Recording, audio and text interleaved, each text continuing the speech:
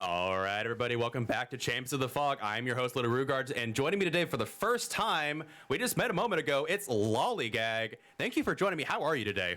Thank you so much for having me here today. I am wonderful. My name is Lallygag. I play competitive Dead by Daylight in solo queue hell. Thank you so much for having me here today. In solo queue hell. Wait, so you're a survivor main? Yes, absolutely. In these times, be still my beating heart. In these trying times, I know. Oh goodness. How are your queue times? Like, I gotta ask. Long. I feel that. I'm the opposite. I'm a killer main. Words so mine with friends. Oh yeah, instant, I see that. Instant. I see a lot of. Honestly, that's a really cool game. I'm horrible at it, so bless you. It's all good. Better person than me, but thank you. Anyway, so we've got another fantastic match. We're about to be loading in really quickly here, but we have Mirage versus Sample Text. Mirage is gonna be killing first for us on Azrael's Resting Place, and they're gonna be playing Twins. Do you see Twins as a survivor ever, or is Twins like this like unicorn at this point?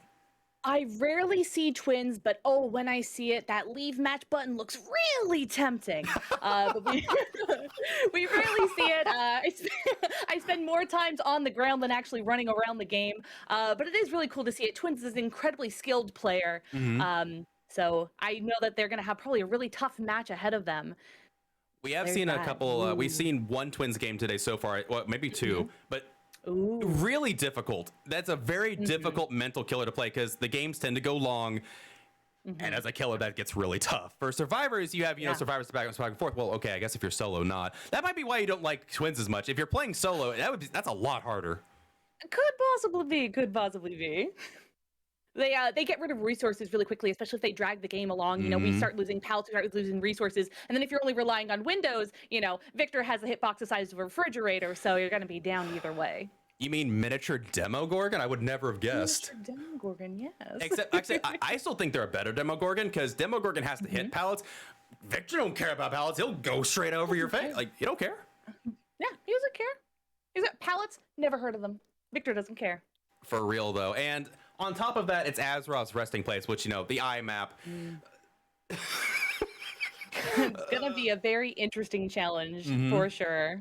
I would tend to agree. We saw Twins on Azrael's, and they definitely struggled. I still think it comes down to missing an early hit, because against a team like Divine, you don't get a lot of early hits, and so missing that hit, I think, was definitely, like, had a snowball effect for them losing momentum. But I would put that map as very, very strong for Twins. Yeah, absolutely. Just like with Oni, it's really good to deny that Mm, first hit and deny that snowball because once yep, twins get rolling, that's about it. yep. Especially if you combo with like the sloppy butcher per se to keep people injured and stuff like that. Maybe even Mhm, forced penance to give survivors a broken status effect. Survivors, a really good way to counter twins is to stay mhm. 2 and 2, so that you constantly have someone healing each other. But that's really hard to do in competitive because you always want to be focusing on generators. So it's one of those things where it's like, do we heal up to survive? Do we just stick to generators? It's one of those Mhm. tough calls that this team is probably going to have to make. Something like that. No, I would completely agree. Yeah. That is the counterplay that we see a lot of the time to twins. And it's funny you Hmm. mentioned forced penance. Every twins I think I've seen that plays in this league so far has brought forced penance. And so I don't know if that's like Yeah. something I never really considered before, but one of the counterplays to twins is body blocking and taking hits for each other, that way you don't get a Hmm. survivor slug. And Yeah. forced penance is pretty good, but regardless, we'll see what they bring here as Yeah. we are getting into the match. Into the match. Now, just want to Look at that clarify, this corrupt. is shaped as a capital letter I, not the human anatomy letter I. No, True. not letter I. You know what I'm saying? No, no, no. We've I had some know people exactly what you're confused saying. before. Wow, immediately found a survivor right off the bat. Mm-hmm. That is quite interesting. I don't know where okay, we see the Nia there. So they were actually together, just they split up really, really well. And deploying Victor is Yeah. immediately going to chase into Shack. Immediately. Also, corrupt intervention, so powerful on this map. Really just Mm-hmm. blocking off one whole section of this map. Really could, clutch a 3-gen in here, especially if they stay here and use all of the resources. One thing to notice as well, you mentioned the corrupt. This corrupt in particular is particularly tight. We don't that gen is not actually really close to that side of the map. So it's actually a really tight looking 3-gen. It is, it is, it is. Especially if they stay in this area, keep stacking slugs and everything. This is going to be a really difficult match, but hopefully maybe we can see if they clutch it out. I agree, and they do finally get hit on Victor. However, it's not the most. We see this a couple times. It's not the most ideal start. Usually, you want to get a hit with Charlotte before you get a hit on Victor, and this is a. I don't know why they took that hit. I'll be honest. Yeah, Meg kind of giving that hit to free for Charlotte. Yeah, I guess you could say flawless isn't so flawless there. They might have been waiting for a 99 sprint burst. I'm not really sure what the play was there. Maybe they wanted to make sure that Claudette didn't take a hit there in the middle. I'm not sure, but Yeah, maybe they're trying to protect the Claudette and try to maybe take aggro instead. it's a very good possibility. But in the meantime, survivors have definitely spread out. And is this Nia here? I believe they found the Nia in this gen. Survivors have a Yes, lot of there's gen the Nia. progress. They do, they do, they do. The survivors are splitting up and working on generators. It seems like Claudette is actually holding on to Victor right now, going for the play of keeping Victor because he's very powerful. Oh yeah, kidnapping Victor is no straight. Like, wait, did they not see that Nia ran way past? They lost the Nia for a bit there, so Nia's gonna get good. Yeah, Nia got some good distance, but Victor's going to go ahead and close the difference right here, seeing if they can maybe get, another backpack situation. Oh, So close. so close. Fortunately, he's getting crushed. Fortunately, Victor is my homie. How could you? What can you say? I might have a little bit of a bias. That's fair. That's fair. And it's worth noting these survivors have completely reset from the early pressure, and Corrupt is up. That's true. That's true. Corrupt is up, so pretty much we're starting this match all the way over. No pressure on anything. Gens will probably be popping and flying right now. I would imagine so. However, they do get the mind game here with Dragon's Wrath, and they are going to take a hit. And Victor getting deployed Nice. here. They need to get this down on Dragon's Wrath ASAP and then go and hit another survivor. They need to start a snowball soon because the Corrupt isn't up. Oh, and we see, but Nia did not take the there we go, aggro, there we though. go. Oh, but they missed. Oh no! Oh, no. That was a really crucial down that they needed to get right there. Still at 5 generators though, so there is, of course, still hope, still chances. True, they do have it, but however, Corrupt didn't seem to buy them that much. I don't think the survivors wasted too many. I don't remember that many pallets getting thrown. Yeah, we've only seen about 2 pallets broken so far.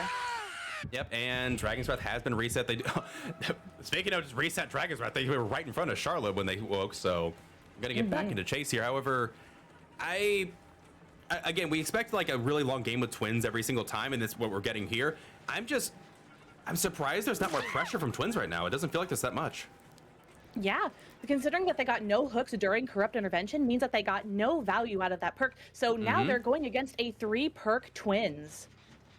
Yep, and that's not where you want to be right now. I mean, obviously, we can say at this point, the survivors know about thanatophobia. They have seen the slowdown status effect. We've had multiple survivors, and despite that, they got a first gen done. first gen done. Honestly, it did take a while to get that generator completed, but they did complete it on the other side of the map. And it looks like they did split up that 3 gen right there. No more 3 gen on that side of the map. I would expect them to finish up a gen on the other side and then split this perfectly, and then from there you just slowly tackle it. This is not the game I imagine the Twins had in mind when they came in. Absolutely. It's always good strategically when you first go in this map to check the center and do the gen in the middle, because then it cuts this map in literally 2 halves instead of thirds. The Nia doing a little bit of a moonwalking back there, trying to get aggro on the Twins. Yep, I think the survivors realize that they have this. Honestly, I think they have the Twins exactly where they want them, and try and maybe force a tilt a little bit. Like we talk about BM and everything like that in this game, but like in comp, it seems to be a regular thing, because if you, most of the time, as a killer, you don't care. It's whatever. It's like you keep a level head, but if you can get into the mind of a killer, that's so good for you.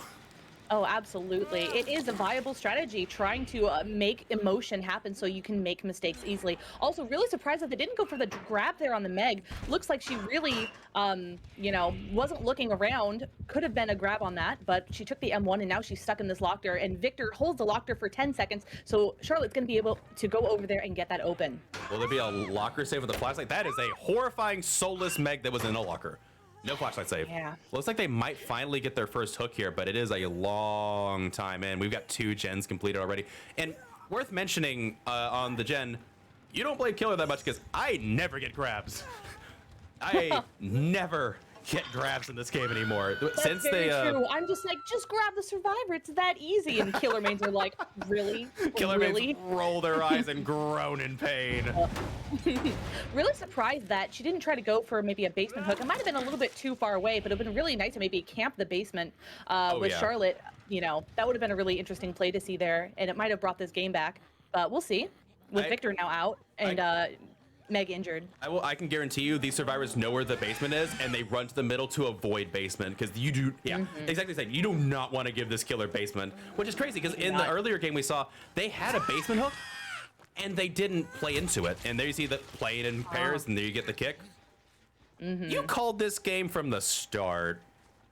Are you a future sight? I never kiss and tell. Okay.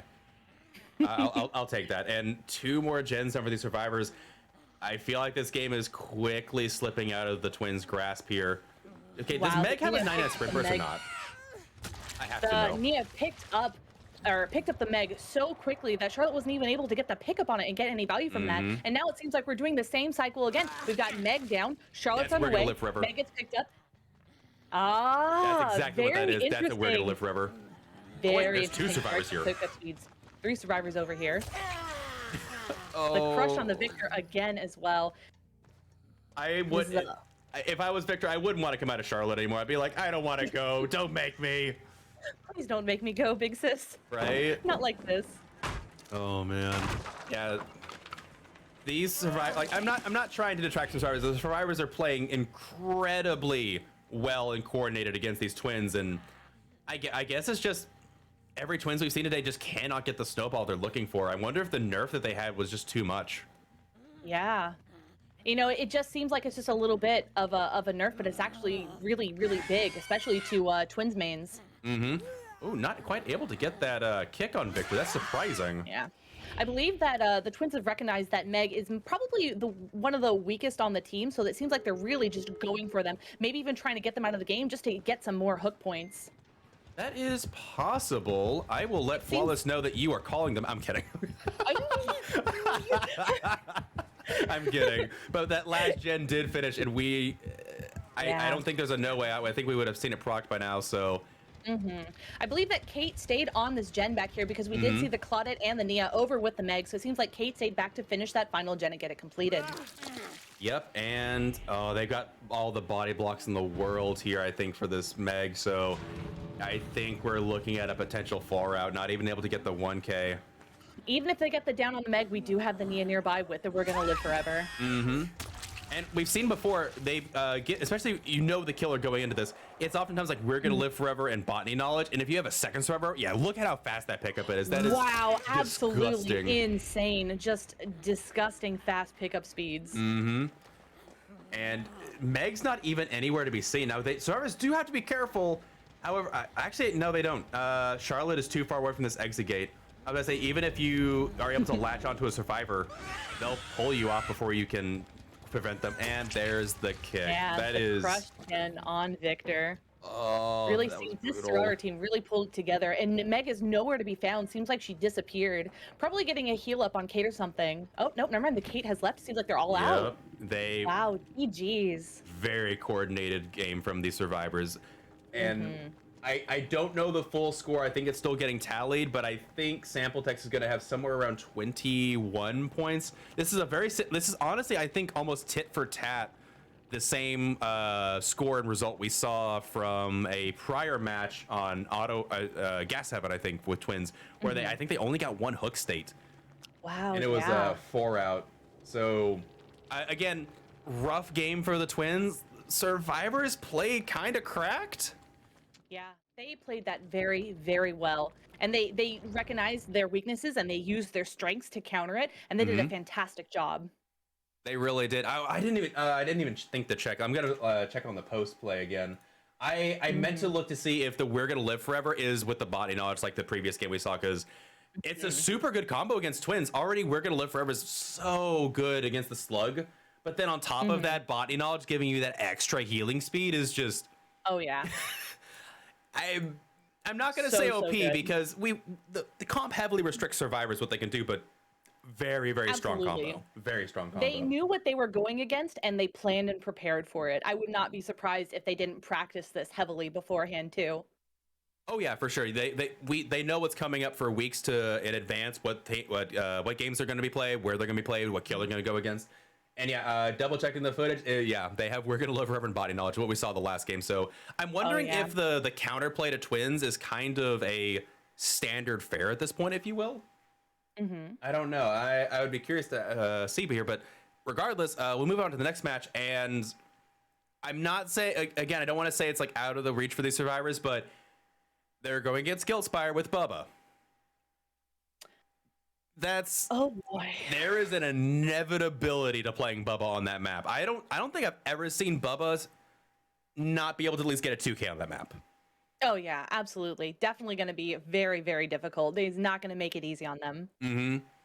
Oh, for sure. And I'm trying to think. The corrupt, like they had such a good corrupt at the start. That was like a really tight 3-chip, but they survivors did not give them any leeway. I think they had one chance to do a hook, and instead they tried to go for a snowball. Which honestly, I don't think that's incorrect. I think going for a snowball with Twins is a good strategy. It's just that the survivors were on top of it. They never let them. On top of it. I really would have liked to seen it if they were able to hook the Meg in the basement. I don't know if they would have been able to reach it. It seemed like it was close to basement, and they were able actually to, get that done, just to at least maybe secure a kill, maybe even get 2. In that, maybe even survivors would have made the choice just to leave her. But we won't know, and that's okay. There's always next time. Indeed. And sorry, I'm trying to get the lobby set up. I ended up inviting the wrong person, like a total dingus. So might be, yeah. They're here to fill in. They're backfill. There you go. Yeah, they're the secondary killer, and I just invited the wrong teammate. Is the problem? I brought in a sample text member when I'm already a sample text lobby, and they're like, "Why am I here?" So anyway, we'll be getting this lobby set up shortly. So if you know you're going against a Bubba, do you bring a similar style build that you bring to Twins, expecting like a slugging game, or are you worried about the camping that Bubba can do and like securing hook states? Like how do you fight this? Because obviously Bubba, unless the survivors play absolutely out of their mind, you probably can get 2 hook states as Bubba. Absolutely. So Bubba can absolutely clench those 2 hook states. It's really imperative to not go down immediately against a Bubba, because you really need to buy your teammates time to do generators and get it out. I've gone against tons of Bubbas that like to take their first hook and give them the face camp. And obviously survivors could 1-for-1 with it, but you have to be guaranteed that you're running borrowed time, because if you're not running borrowed time, all you're doing is just giving him another fresh kill. Really difficult, because Bubba does slug, but it's really just getting that unhook is really difficult, especially a really seasoned, a seasoned Bubba that likes to face camp. It's really almost an impossible situation.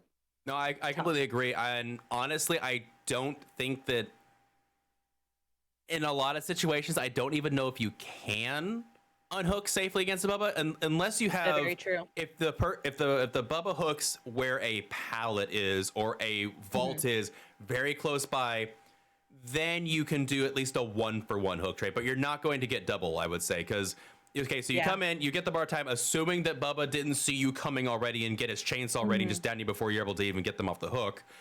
Very true. Then the bar time procs, and then because the problem is like as soon as bar time procs, Bubba just keeps expending his charges and then catches up and does it anyway. And it doesn't matter.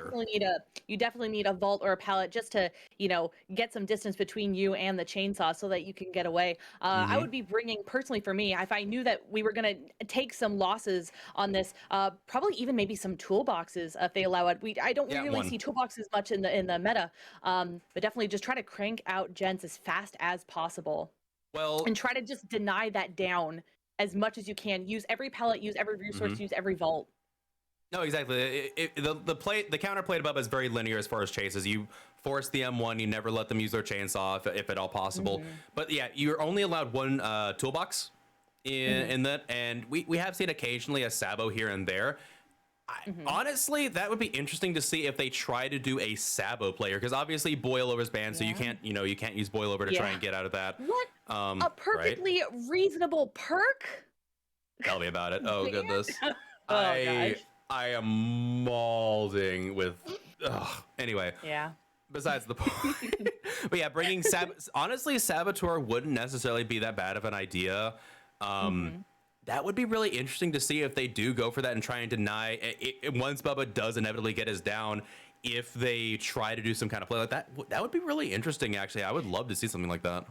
It would be. It's difficult because it depends on what the team is confident in. If the team is confident that they can prevent a hook, with either a Sabo play or even maybe a cheeky flashlight save, they could go for that. But sometimes you just can really go with the safe method, which is for everyone to just split up and do generators. So it depends on what do you want to put your time, what do you want to use your time with as a survivor?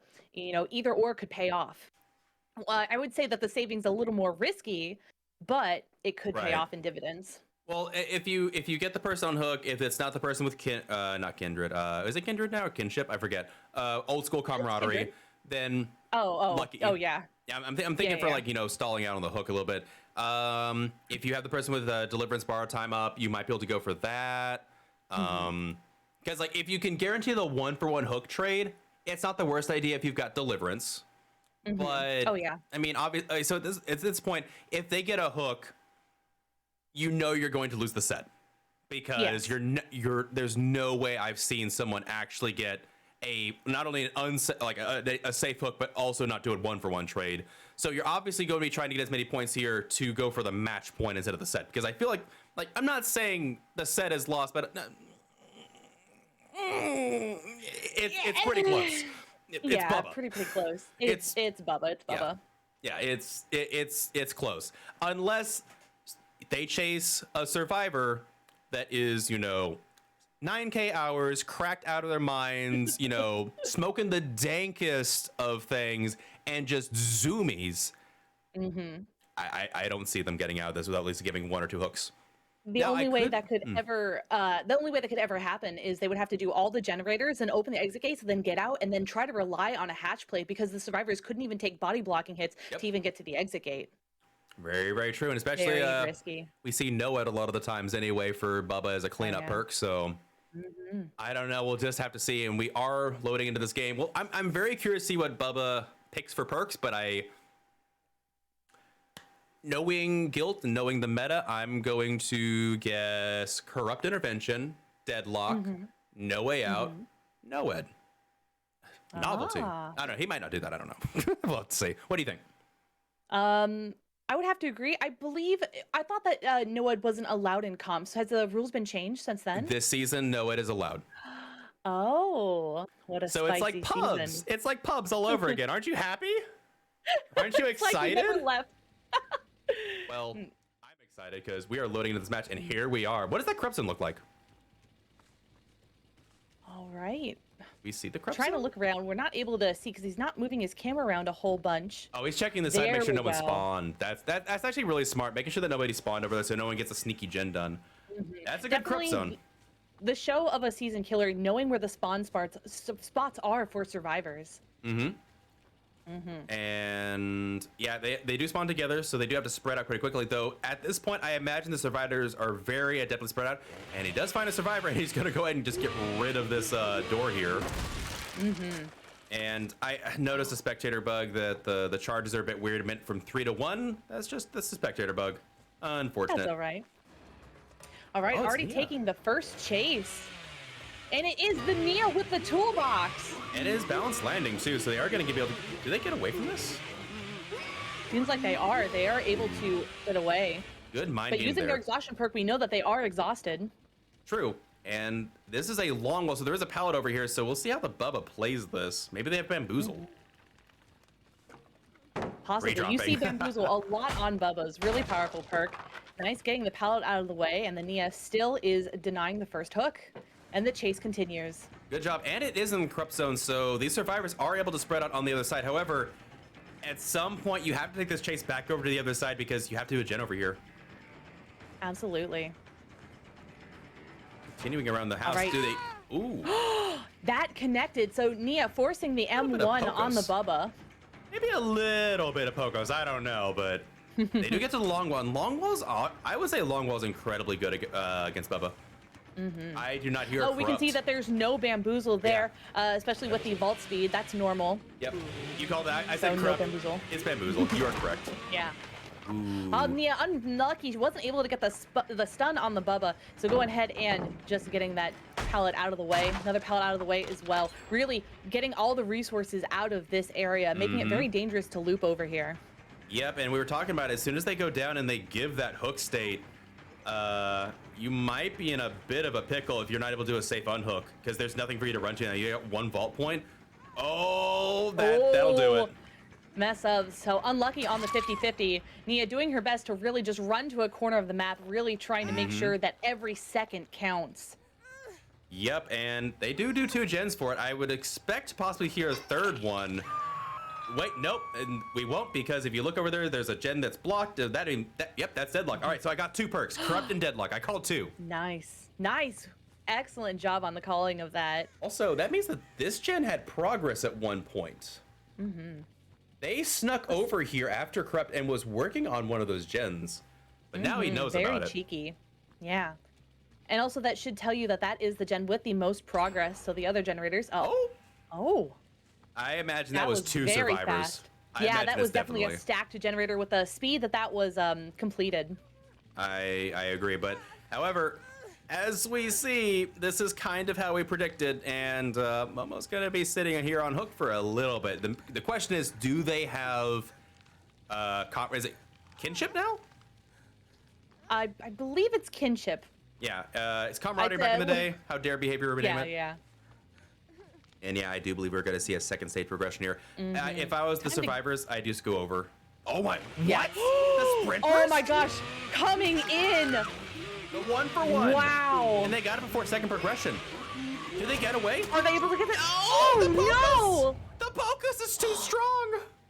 Insane, absolutely. my Was able to get word. both down with the chainsaw. An amazing save from the Strode herself, but it looks like it wasn't able to pay off. Oh man, yeah. And I Wow. imagine their perks are based on this play alone. It is sprint burst, borrowed time, deliverance, and decisive strike. And I can guarantee you they didn't get deliverance off there. That wasn't enough time. That's brutal. I can't believe he got the hit at the window. That is the double chili come in and clutch there. Oh yeah, absolutely. She's gonna be hooked right here, going on to second. Seems like Ace is trying to go for that unhook save. Second borrow time coming in here. Love to see it's able to work out for them. They do get the ace down. Ooh, firecracker play not working though. It'll be interesting to see if Ace has the deliverance instead. Yeah, if Ace has deliverance, he'll be able to take himself off this hook for free, while the Strode was able to get away with a safe unhook. Yep, and they... Lucky for them, however, Nia's on her second hook there, and now they have 2 survivors in their 3-gen that are all hooked. Unfortunately, they weren't able to complete a gen over on this side. It seems like Nancy's the one that's trying to work on generators, but it's really, really difficult considering they have to complete one over here. Now you've got 2 people hooked over here, and Bubba has to protect 3 generators. It's a tall order. Can he do it? Did they not see the survivor run over there? There's a survivor over here. I don't know if they ran back and away, but there was a survivor that ran across the screen. Okay, they're at this gen. Okay. Okay. And a failed skill check to get Gilt's knowledge, get his attention there. Oh no! It was a really interesting bait to try to bring the killer over here. We don't know if that great skill check was on purpose. Oh, it must have been, so that the Nancy could get the unhook on the Nia. That is smart. So Momo's not going to progress the death hook here. However, Ace might be, unless they're waiting for like a very last second deliverance. That might be what Gilt's smelling here is the last second deliverance possibly is going to force the second stage. All right. Very, very smart play there. So yeah, they get the Nancy here. Lori. I'm so bad with these names. I always get Lori and Nancy mixed up for some reason. It's really bad. It's all good. All good. Oh man, but yeah, exactly. This is like textbook what we expected too. The 3-gen can't be broken, and this killer is just a dominant force and just proxies this area to death. Does Ace have decisive maybe?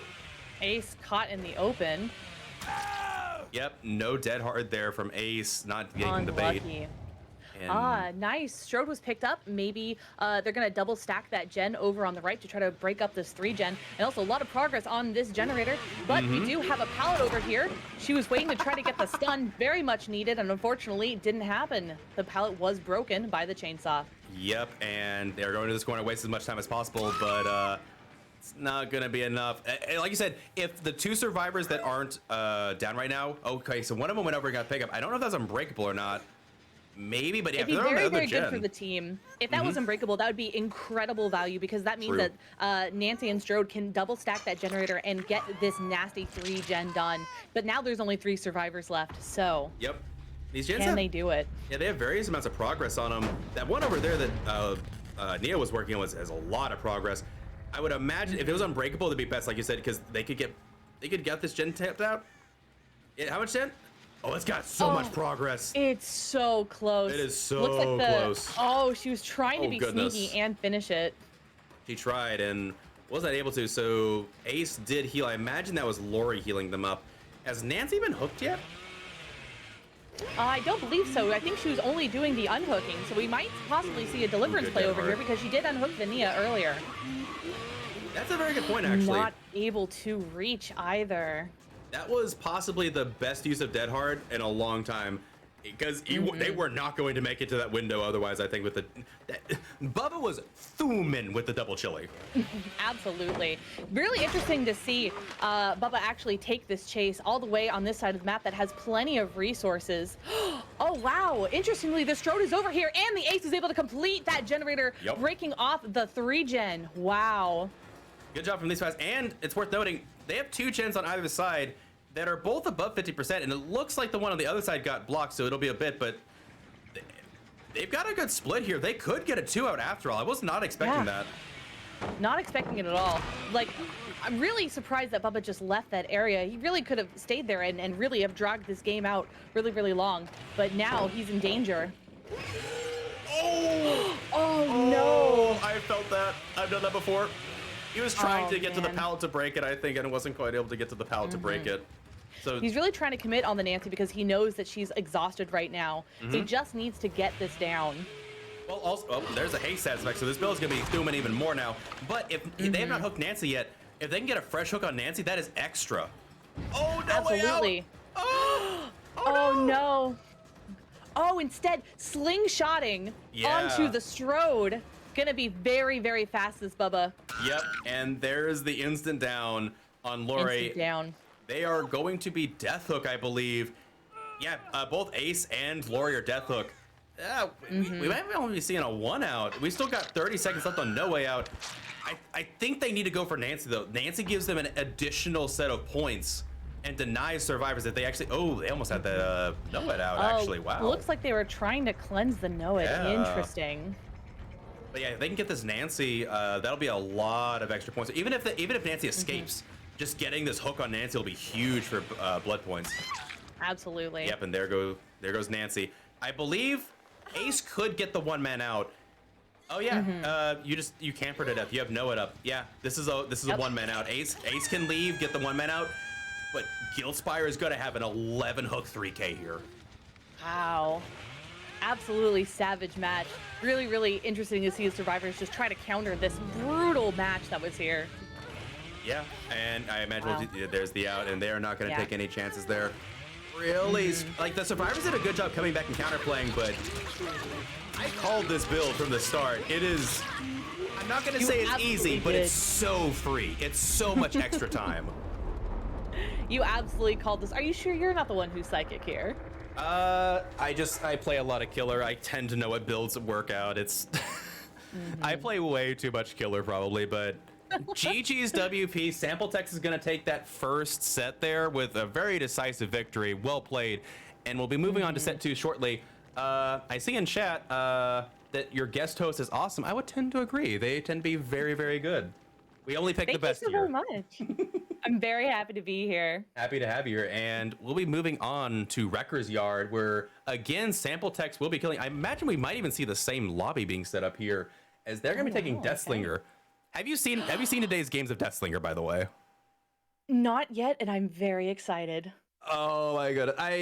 For those watching, if you have not seen, wait, we need to go back to the intermission screen. I'm sorry, you're missing our lovely faces. If you guys have not seen the previous matches with Deathslinger, highly recommend. After the Deathslinger nerf, I felt that this killer was just unreasonably gutted, and it's just unviable. And we saw some absolutely nutty shots with Deathslinger today. Wow. It was amazing. Especially the previous match, we saw Deathslinger get some...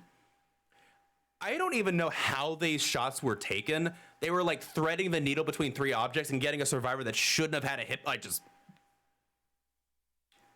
That is absolutely fantastic. Just to have Deathslinger be able to do that thing. Deathslinger, while isn't the, S tier killer perk list, on the killer perk list, if you can do amazing cracked and skilled shots, you can definitely apply a lot of pressure. And it just takes you just have to have respect that comes with it. The amount of time, effort, and energy to acquire that kind of skill and practice on him. I agree. The aim down sights nerf, I understand why they did it. I don't think they should have done both nerfs and just really hurts them in the long run. But yeah, just I think I can't confirm this because when I play Deathslinger, the few times that I do, the aim down sights, once you aim down sights fully, the sensitivity being so low, I'm wondering if people have an alternate DPI setting so when they're aiming down sights, they can actually move around quicker and get better shots. Because some of these shots I'm saying, like they aim down sights and then flick it over and get something, I'm like, oh my word. Yeah. So I don't know, but so cool. Definitely makes for exciting gameplay for sure. I would have to agree. Especially knowing that Deathslinger is so much of a shadow of his former self, and still seeing these fantastic plays is really heartwarming.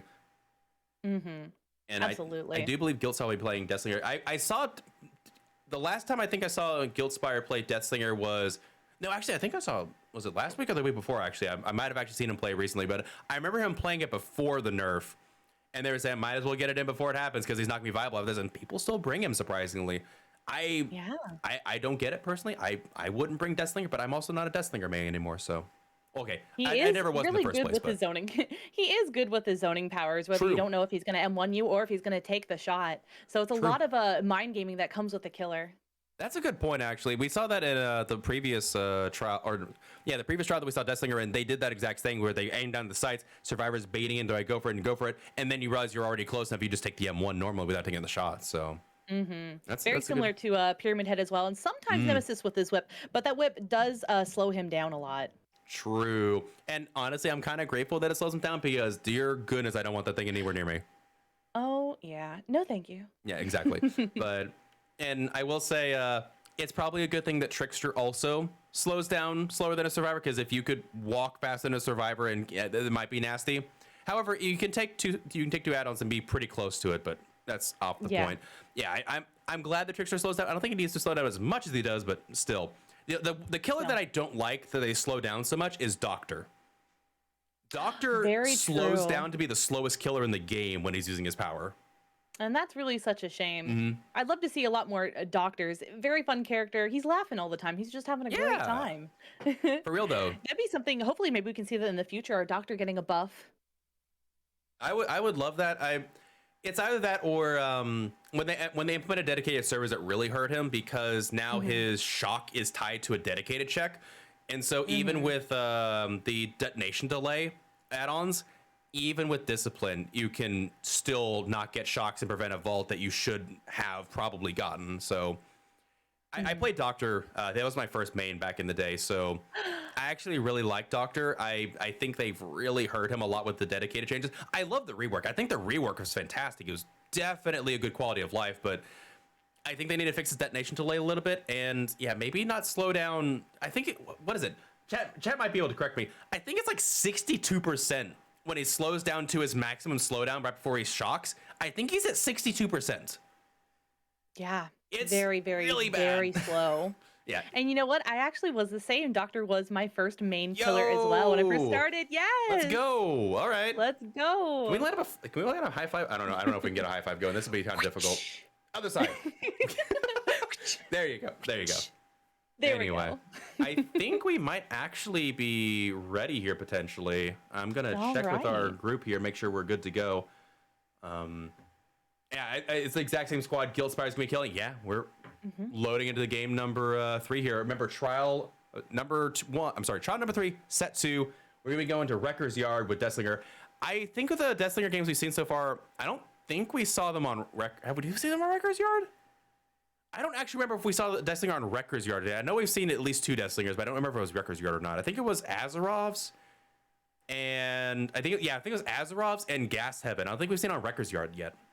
Yeah, this will be something new that we get to see, and we'll get to see how the Deathslinger plays around this sort of map with the survivors. Also worth noting, we've been on a lot of Gas Heaven maps today, or Gas Heaven Gas Haven, Azerov maps. I don't know. The Azerov's map tile set, I guess you could say. Between Azerov's Resting Place, we've got Wrecker's Yard, we've got Gas Heaven. I don't think we've gone anywhere else today. Chat might correct me. I don't think we've played on any other map set for this today. But we've been restricted very heavily because of the recent changes of behavior implemented. So, unfortunate. Maybe that's okay. We'll work around it. We will work around it for the time being. And with that said, we have loaded in. Let's see what Guildspire has in store for us on the Deathslinger. All right. What? Let's begin. Is that corrupt? Okay, so interesting. Yeah. Oh, interesting corrupt there they are. spread over here. Yeah, it's kind of spread out. I would have expected more of the center gem, but I guess that is the furthest one. So not the tightest corrupt you want to see, but it's not the worst. You could spawn in the middle. Yeah. Absolutely. It's just going to be a little bit hard to secure a 3-gen over here, especially since Corrupt seems to have skipped over that generator that's more towards the center. However, do they get the... Ooh, they have Prison Chain. Not quite enough, though. He's not able to get that. He realized that, and then he broke off early, going instead to break the pallet while Ace goes ahead and takes the chase even further back, going back to the LT walls over here. Yep, and a very smart play. Does this guy not... Okay, I thought for a second he didn't have scratch marks. I'm like, wait, is this Lucky Break? I could not tell. Very smart on the Ace, not going forward so that he doesn't get that shot off. He's playing the corners very well and blocking line of sight. That's a very good point. Very Gil double backing a couple times, trying to do some mind games over here, and speeding up with Bloodlust. Bloodlust might get him the hit. Yeah, gets him just around that corner and he's able to down the Ace. So first down, but nice. he took this chase in the corrupt zone, so I imagine we'll see a gen pop very shortly here. Not quite sure what the check was for there. Maybe trying to figure out where the survivor was, but will we've seen Guildspire use a lot of Scourge hooks. I'm wondering if there's gonna be a Scourge hook this game or not. Yeah, we've been seeing a lot more Scourge hooks, especially in pubs lately. Oh, yeah. Very, very annoying. A lot of survivors now know that when a killer is going to hook for someone, you let go of the generator so that you don't scream. That is good counterplay. You still get the regression, but you definitely don't let the killer know that you're over. That's a good counterplay, especially with Dead Man Switch and Scourge hook. Yeah. Oh. Yeah, very nasty. Very, very nasty. Also, we did see when he hit the generator, there wasn't any pop goes the weasel. True, good very point. interesting. You see that perk a lot, especially on Deathslinger. And we have the first generator gone. We also have crows going up, which means that he's getting the unhook right now. Yep. And Nancy taking the hit. Corrupt is broken, but that is still blocked, so that is a deadlock from Guildspire. Oh, interesting. Who would have Guild guessed? going after the Ace. Getting a shot on the Ace. Wow. Oh, not quite able to get it. They were able to pull away. Right. Oh, that was so close. What a lovely shot. Unfortunately, wasn't able to clutch the hit on that one. But we're back at the LT walls again. I think he needed to be a bit closer to the window to get that hit on Ace. But it doesn't matter. He's got to go down anyway. Is he just going to go straight for the decisive check? Yeah, seems Oh, like okay. Destlinger going to eat the decisive. No No decisive on the ace. Wow, so he guessed right. Very, very lucky. And the survivor's got a second generator completed as well. Corrupt isn't even over yet, right? No, it is. It is. That's deadlock. That's right. Yep. Oh, that generator is so close to being completed, but deadlock's gonna block that off for 45 seconds. Notice too that this is actually like the corrupt didn't block it, but this is actually a tighter 3-gen. A little bit of zoning there. Oh, nope, it was just a little bit of a bait and switch. And go for it. Looks like maybe the Destlinger wants to go ahead and get maybe this ace out of the game, especially if there's no decisive, but also I was thinking maybe it was a play that he's saving his decisive, but they don't have that anymore. If the skill check happens and you don't hit it, it's not going to appear for the second hook. Also, something worth noticing is I don't know if you turned on the beta for the new skill checks. But Yes, I have. I love blood points. Times are tough. that's very fair. Oh, they are they gonna be able to coordinate this? They are. They get the body block for Nancy, and they are gonna be able to get the unhook here. And they're gonna take a lot of hits to prevent this ace from going down, though. Oh, broke off for Nancy after all. Okay. Okay. Does get that down on the Nancy and is gonna leave her slugged. I wonder. Yeah, I think you're right. I think he just wants the ace out of this game. Will he be able to get the shot going off? straight for the ace. Not No, quite. a little bit too far away, but he's bringing him over. And also, it seems like all the survivors are now off of generators just to try to save this ace and take hits. I'm surprised that Lori didn't try and pallet stun him there just to prevent the shot. Yeah, maybe she's trying to save resources possibly, or maybe just trying to stick to generators. Oh, and the Nancy is up. Maybe she went to go pick her up. Yep, she went. She doubled back to pick her up. That was a good play. And Nancy. She went for the pickup instead. Ooh, they actually got to the corner here. Very cheeky. No firecracker play there though. Nancy's down as well, and the ace has been healed up, no longer in danger, putting the Destlinger in a tough position. Oh, that gen's about to pop. I think they might actually be getting ready to do a 3-out potentially. That gen's gone. Wow, they're able to get that, and then Deadlock went ahead and blocked that one off instead, letting you know that it probably has a lot of progress because that generator just popped by a single man, which was the Laurie Strode herself. Yep, and it's worth noting there's not a really good 3-gen to defend here. Once they break that gen that's corrupted that's blocked right now, there's no viable 3-gen for this Deathslinger, so it's gonna be a bit of an uphill battle, I think. Well, he is heading over there. It seems that... Oh, it seems like Deadlock just finished on that generator, and what a lovely shot he got on the Nia. Gonna get her injured right there. Deliverance from Nancy. Oh, wow. At least I'm So thinking. we see who has Deli on this team. Yes, she does have the broken status effect. She does have Deliverance, which means that none of the survivors were pressured off of their gens. So that means Ace is free to work on something somewhere. I wonder where they are. I wonder if they're worried about, because they've only seen 2 perks so far. There's 2 perks that we don't know about. We saw how, Guild does things last game. They might be expecting a no-win. Might be looking for totems right now. Oh, wow. To try to prevent that. Or at least scouting them out to when the time comes, they can call them out if necessary. Some teams don't bother cleansing totems until the very end. They just make sure to take a note of where they are. Wow. Very interesting. Trying to take that shot around the corner and it didn't connect. It seems like Nia was going to W a game, but now she's actually going ahead and trying to play around this. Looks like, unless she's got Dead Hard, looks like they're going to be able to get the shot on this. No. Seems like they're going to go to try to get the M1 on this Nia. Yep, I'm kind of surprised they're not going to just hit the M1. Yeah, I'm surprised they were trying to get shots off. I guess they were worried about her going for the pallet? I don't know. Yeah, I guess so. But don't worry, Bloodlust kicked in and they were able to get the down on the Nia. Bloodlust saves the day. And the final gen is deadlocked. Yep, and we've got lots of progress and other ones as well. Wow. That one's already progressed over halfway. So oh, he got the shot. Oh, he found the ace. Yep, and Ace is gonna be put into the not broken. What is it? Deep wound status? Mending. Yeah, he's gonna have the deep wound status effect, and it's a little bit difficult because there isn't any resources over here. There might be a pallet to the left, but that's all he has to play with. This Ace is gonna be a dead man. Yep, I think the survivors are gonna be able to get that last gen done in trade for this Ace, but we haven't seen 2 perks, and I'm not gonna spoil anything, but I have a pretty good idea of what's gonna be here. Yeah. Yeah, there's that no way. Oh, and the there no is. way We do see out. it on the screen. Got the haste status effect. The exit gates are powered. Let's go. Let's see what's happening, or are about to be.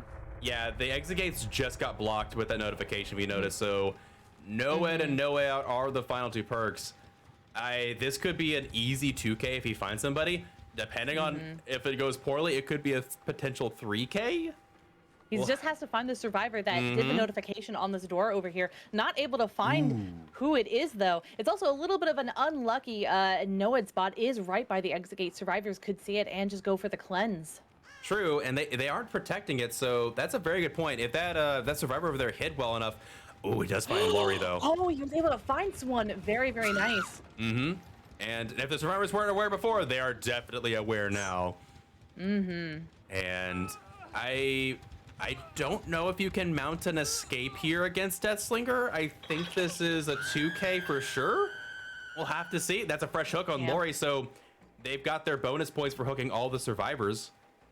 A 2K out here would still be a really good win for the killer. Oh, look at that. Yeah, they've got that exit gate working on. And oh, yeah. Yeah, we see that gate does have the lights. And we see that, oh, yeah, they're both able to escape, leaving the Laurie Strode.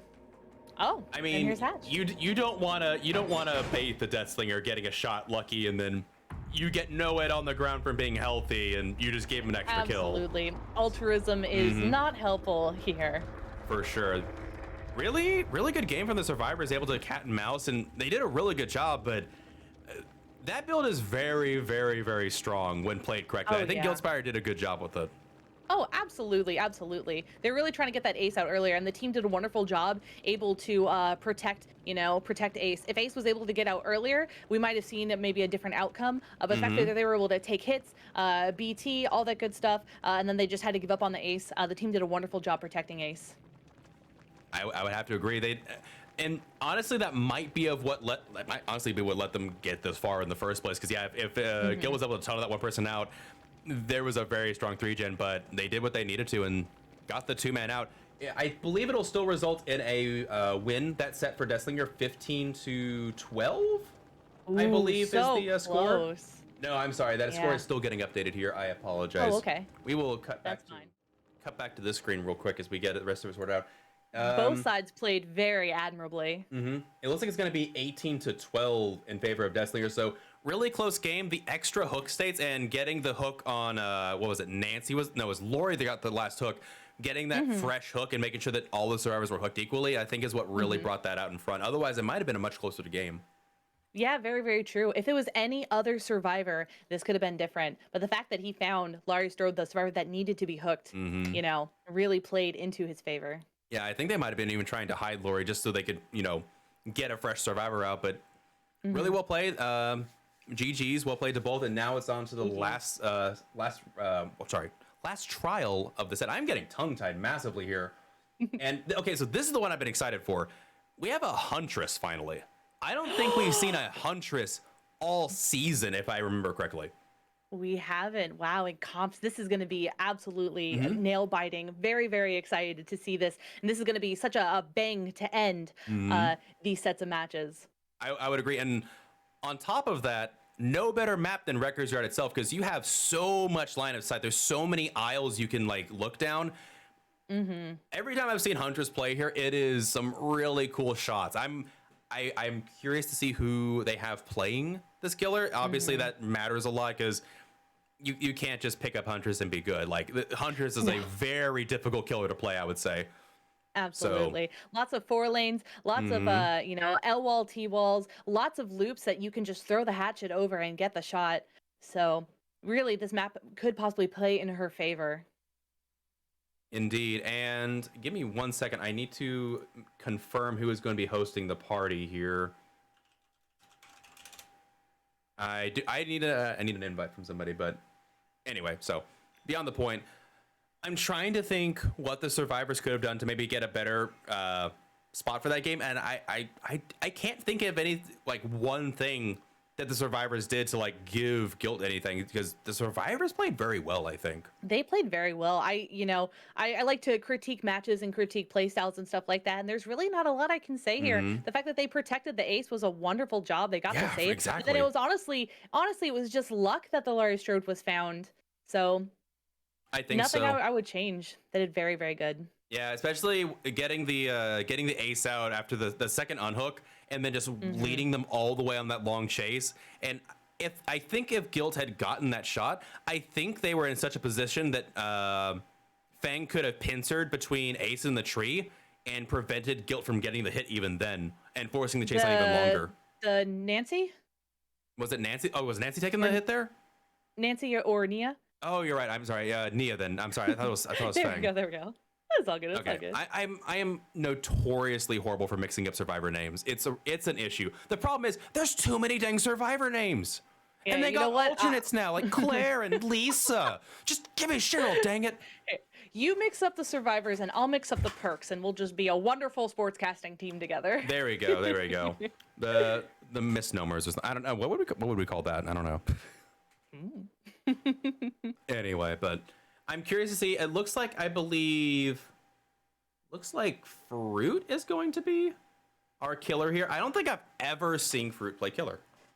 And this must be a first time. I wonder if it's a Pocket Huntress. Pocket Huntress, yes. Hopefully, fingers crossed. We can only hope. I would agree. I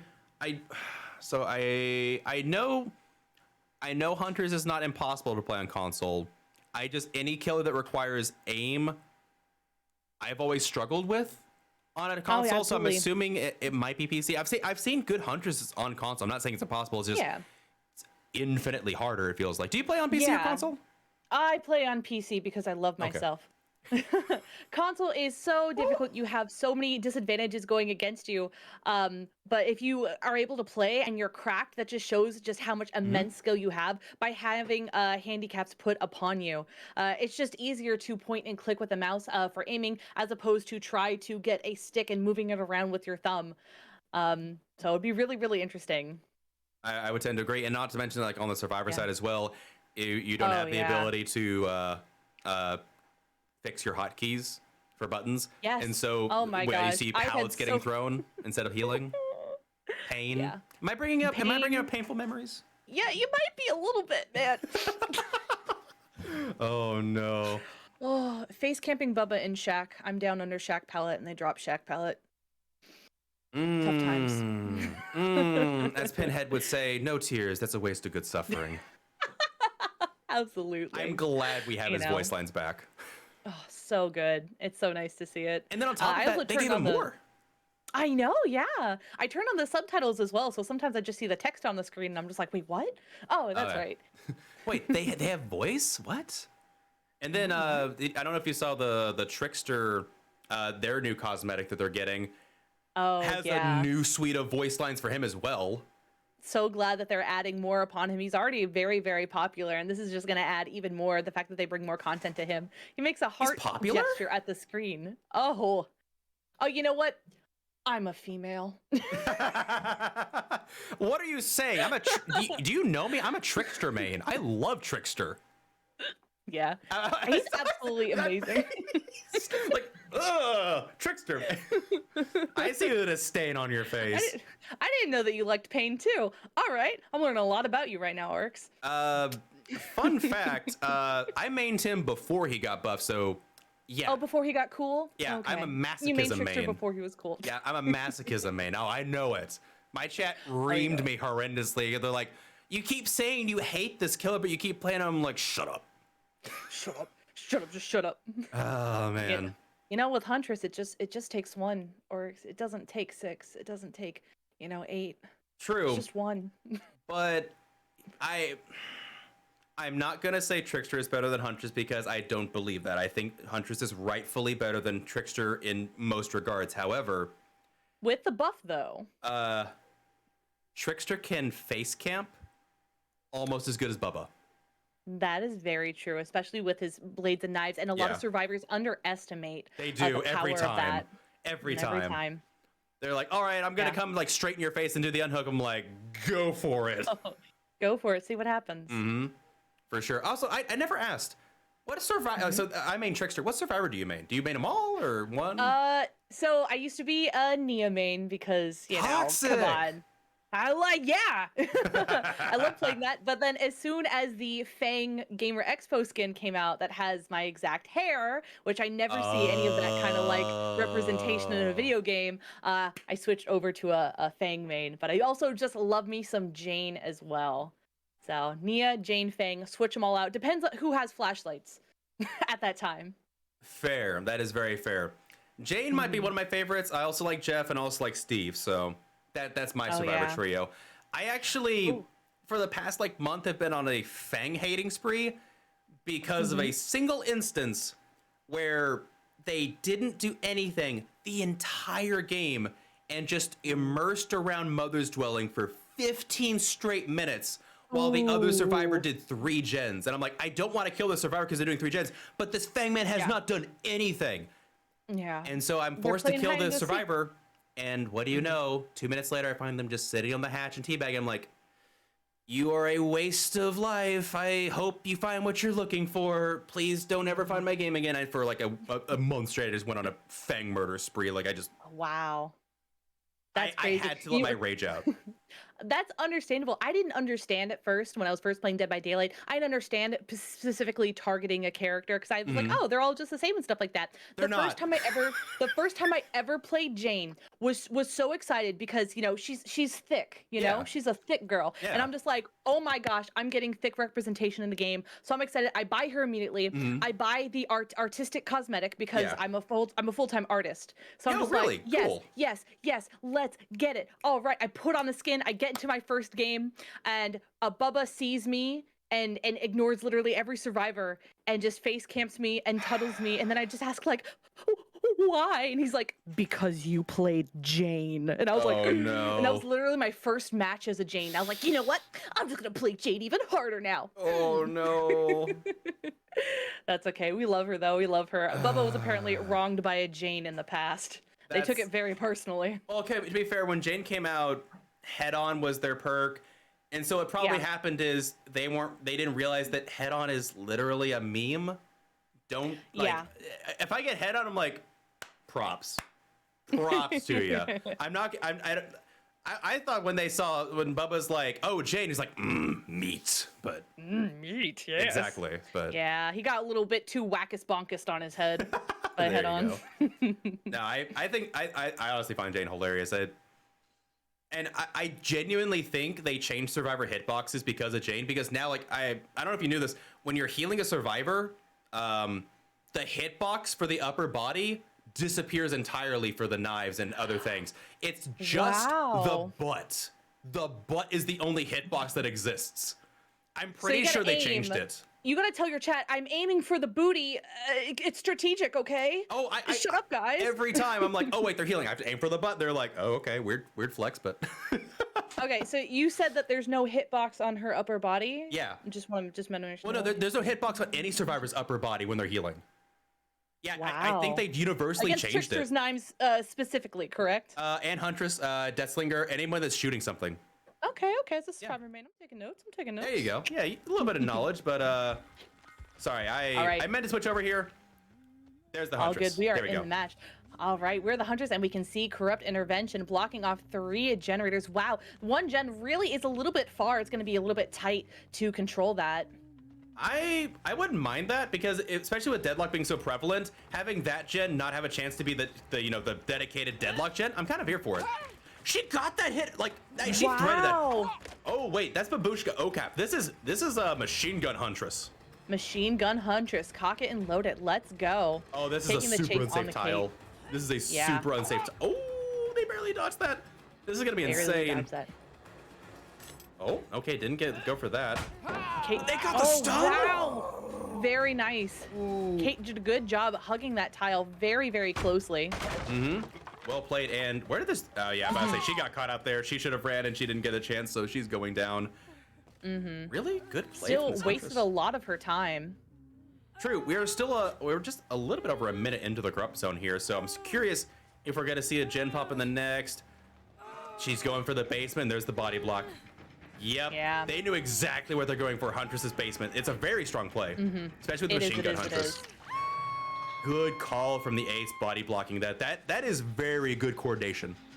Oh, that gen is almost complete in the. All right, just gonna optimally reload. No Iron Maiden, a massive disservice, I think, but I'm kidding. Wow, you normally see that on Huntresses.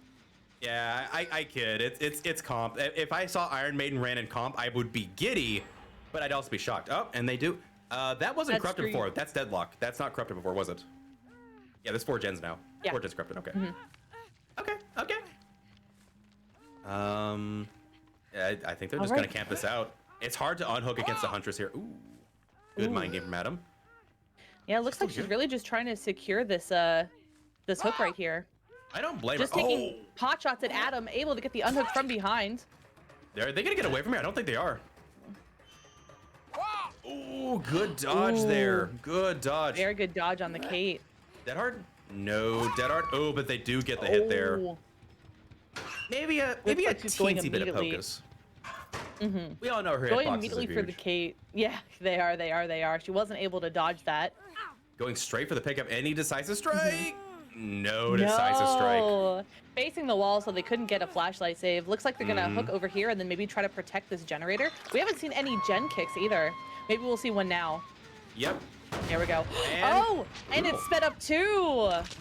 Ooh. All Also, right. did you see that as soon as they kicked that gen, they popped it so it's blocked by deadlock, so no regression? This is what I'm talking about on the counterplay. The survivors have really good counterplay to deadlock. Absolutely. And I wonder if it's because Guilt runs deadlock all the time they might have this practice. All right, we can see that the Meg is encroaching from behind, maybe trying to get the unhook right here.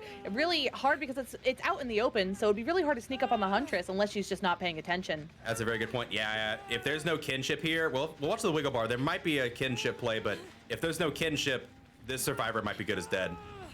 Yeah. And I don't believe there's any kinship. Yeah, her wiggle bar is still deteriorating, so... Oh, Meg taking a hit here. Maybe a little bit ambitious. Okay, they don't go for it, so that's smart. Oh, but they're taking a hit. Oh, no! Oh, wow. Wait, there's a survivor right there. Did they not go for that? Okay. Yeah. I thought they got for the hit. They weren't able to get the unhook. Oh. And, oh, wow. So here comes a snowball. Yep. Was able to camp that hook and get the Kate out. Now we've already got Meg down and Adam injured as well, and also able to camp this generator that was almost completed, but it looks like it's just going to keep regressing. Yep, like you said, this is the snowball they've been waiting for. Another gen being done, so despite this insane pressure this Huntress has put on, they are doing gens, but however, this is a basement hook. Yeah, it's gonna be a little bit difficult. Maybe both survivors just spread out and work on the final 2 generators. We do see Deadlock coming again to block that same generator, letting us know that that is the gen with the most progress, so they must be starting fresh. Looks like Huntress is gonna go and try to take some chases and maybe get people off gens, or no, looks like she's coming back. Oh, the survivors had a bunch of gens ready to go, so that was the dedicated Deadlock gen. They played around Deadlock very well here. Actually, there was 2 gens that were being worked on there, so, oh man.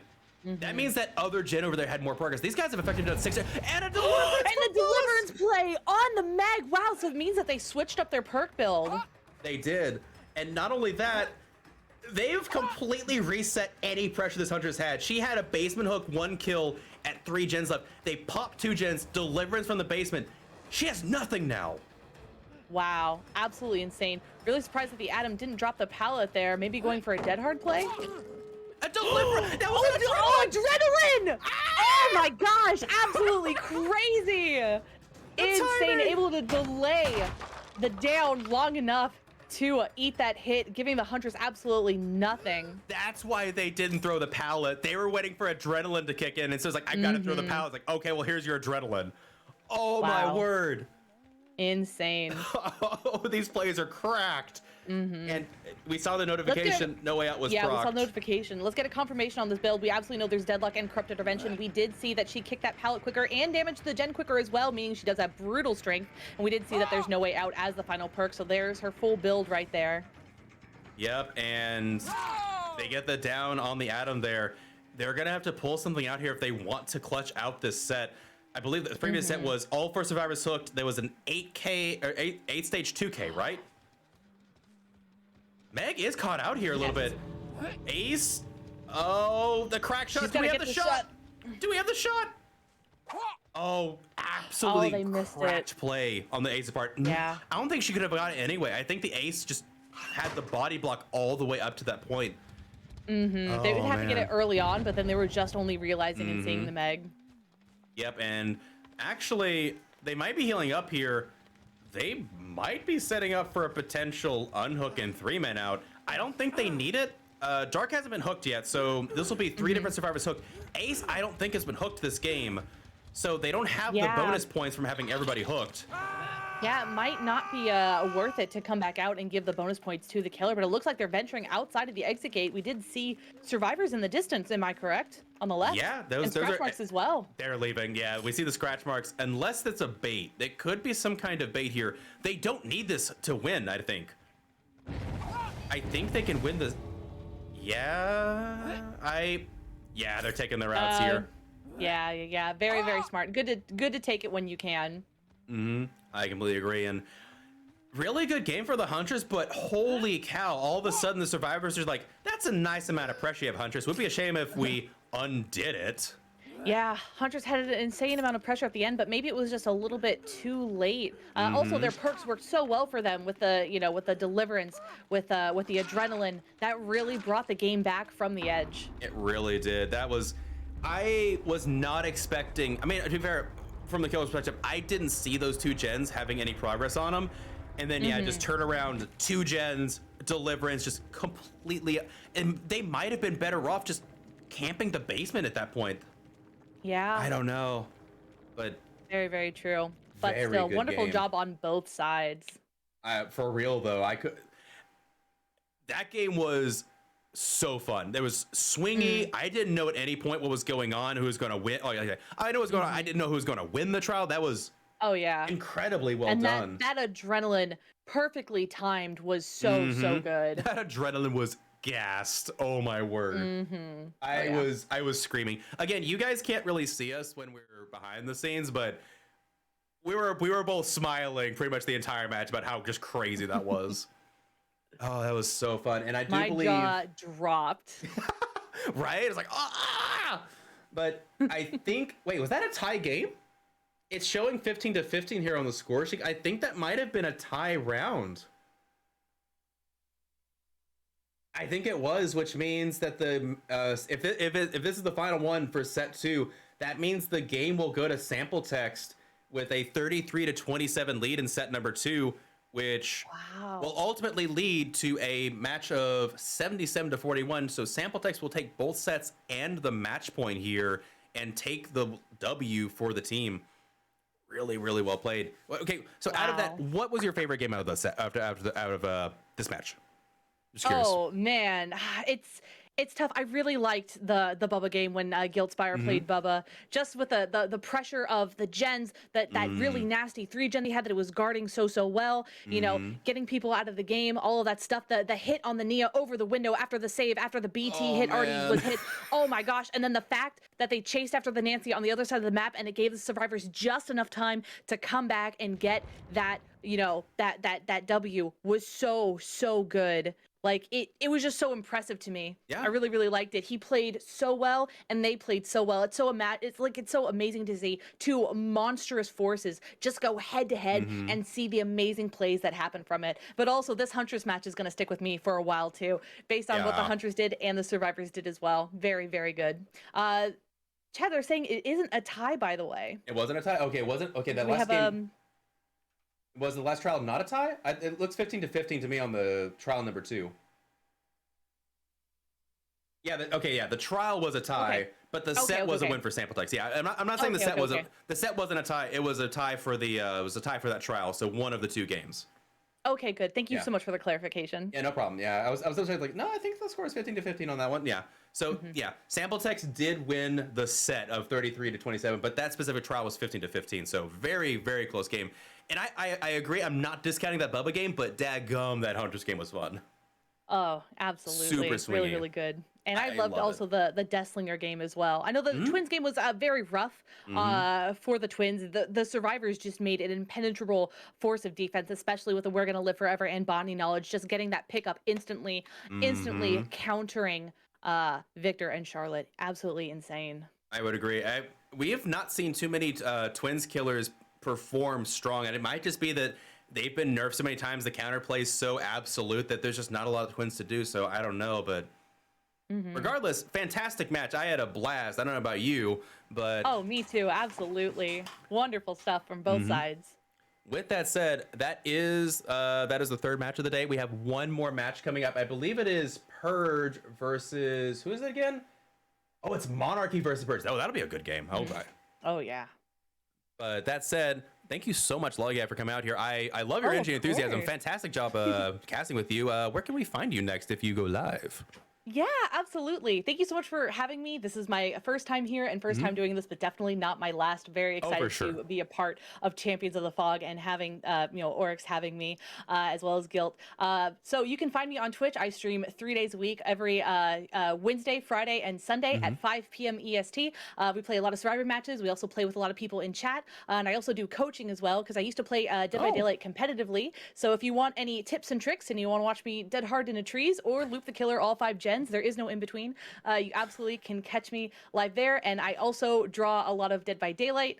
I have drawn every single character as a cute little chibi. You might have seen my art around. I have a popular toolbox icon pack. So there's that. And just thank you so much for having me. I really, really appreciate it. Thank you. Thank you for coming on. I really appreciate it. It was really, really fun. And with that said, I'm your host, littlerugaard. I'll be back with the next game. I believe Gil will be co-casting himself with me. And we'll be seeing you shortly. I believe it's about this match ended quite quickly, so we'll be about 45 minutes, but we will see you very shortly. Right. Thank you for watching. Absolutely. This has been Champions of the Fog. Thanks so much. Guys, definitely stick around for the next one, okay, guys? Have a good one.